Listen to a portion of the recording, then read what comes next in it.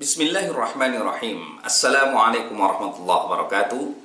Alhamdulillahirabbil alamin. Wassalatu wassalamu ala asyrafil anbiya'i wal mursalin Muhammad sallallahu alaihi wasallam wa ba'du. Sahabatku Islam yang dirahmati oleh Allah Subhanahu wa taala. Bagaimana kalau kita ingin punya anak perempuan? Jadi kita ingin punya anak perempuan. Kita sudah memiliki anak laki-laki, tapi mungkin juga selanjutnya kita dan istri kita ingin punya anak perempuan. Bolehkah? Boleh saja, karena tidak dilarang dalam Islam. Keinginan kita untuk memiliki anak perempuan, berdoa kepada Allah untuk mengharap anak perempuan itu adalah boleh-boleh saja, ya. Dan justru itu adalah bentuk romantisme doa kita kepada Allah Subhanahu wa taala. Ya Allah, saya ingin anak perempuan. Maka boleh-boleh saja kita mengharapkan untuk memiliki anak perempuan.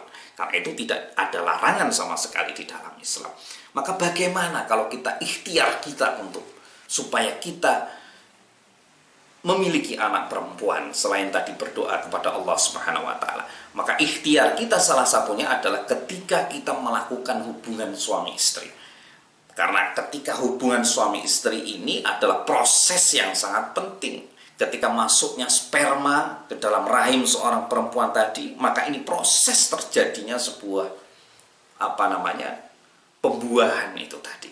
Maka sangat penting dan sangat perlu diperhatikan. Betul-betul dalam hal kita melakukan hubungan suami istri, bukan hanya rasa syahwat, bukan hanya gelora nafsu sebelaka, akan tetapi kita sebagai umat muslim juga harus memiliki tata cara, ya, untuk melakukan hubungan suami istri. Maka jika kita ingin memiliki anak perempuan, maka perhatikan beberapa hal berikut ini. Yang pertama adalah yang harus kita lakukan adalah berdoa kepada Allah Subhanahu wa taala, meminta tolong, meminta ampunan, meminta perlindungan kepada Allah Subhanahu wa taala dengan mengucap a'udzubillahi minasyaitonirrajim. Itu sudah simpel saja.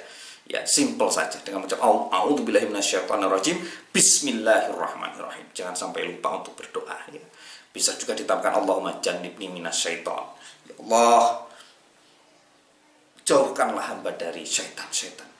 Atau paling simpel saja adalah a'udzubillahi minasyaitonirrajim, bismillahirrahmanirrahim. Yang penting berdoa dan mengucap asma Allah Subhanahu wa taala. Karena ketika mengucap asma Allah Subhanahu wa taala, maka perbuatan kita itu adalah sebuah ibadah. Ya, jadi jangan lupa untuk mengucap bismillahirrahmanirrahim. Kemudian yang kedua adalah yang harus kita lakukan adalah setelah kita melakukan hubungan suami istri, setelah titik klimaks, dua-duanya klimaks, ya. Kemudian yang harus kita minta kepada istri adalah kita minta kepada istri kita untuk miring ke kiri. Ingat, miring ke kiri. Ketika proses tadi setelah sperma itu masuk kepada rahim, setelah sperma masuk ke rahim, terjadi pembuahan, proses terjadi di situ, ya. Kemudian suruhlah istri kita untuk miring ke kiri selama beberapa waktu. Ya, take your time, ya.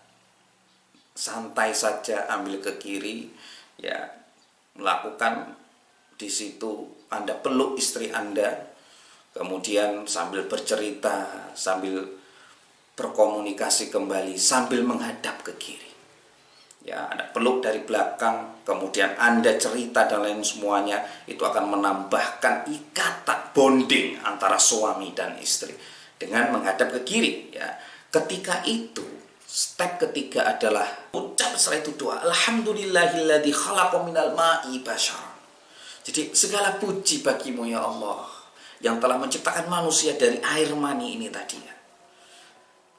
Faja'alahu nasaban wa sahran, dan menjadikannya setelah itu keturunan dan semuanya. Wa kana rabbuka qadiran. Engkau ya Allah yang maha menguasai, yang maha kuasa atas segala sesuatu. Jadi ketika miring ke kiri, Anda peluk istri Anda sembari Anda mengucapkan itu tadi. Anda berdoa itu tadi di dalam hati, doa yang saya katakan tadi, alhamdulillahilladzi khalaqa minal ma'i basyaran faja'alahu nasaban wa sahran wa kana rabbuka qadira. Ini adalah doa yang ma'thur, yang termaktub dalam Quran Surat Al-Furqan ayat 54 yang diajarkan oleh Rasulullah SAW. Maka 3 tahapan itu dilakukan.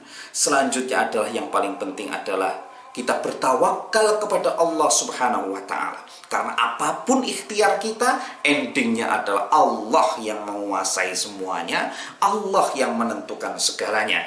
Ya, karena dalam surat Asy-Syu'ara jelas disebutkan, dalam surat 49 bahwa dijelaskan, dan dia Allah Subhanahu wa Ta'ala menciptakan apa yang Allah kehendaki, baik itu memberikan anak perempuan kepada siapa yang ia kehendaki, dan memberikan anak laki-laki kepada siapa yang dia kehendaki. Jadi semuanya adalah mutlak Allah Subhanahu wa Ta'ala, kuasa Allah Subhanahu wa Ta'ala. Dan setelah nanti kita mendapatkan rizki dari Allah berupa anak tadi, jangan lupa untuk bersyukur kepada Allah, apapun jenisnya, jenis kelaminnya apapun itu, karena itu adalah titipan dari Allah, rizki dari Allah. Mau laki-laki mau perempuan, semuanya adalah investasi kita nanti ketika kita sudah menghadap Allah Subhanahu wa Ta'ala.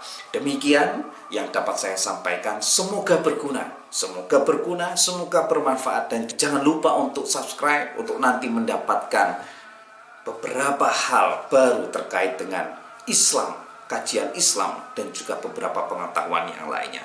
Terima kasih. Wallahu a'lam bishawab. Assalamualaikum warahmatullahi wabarakatuh.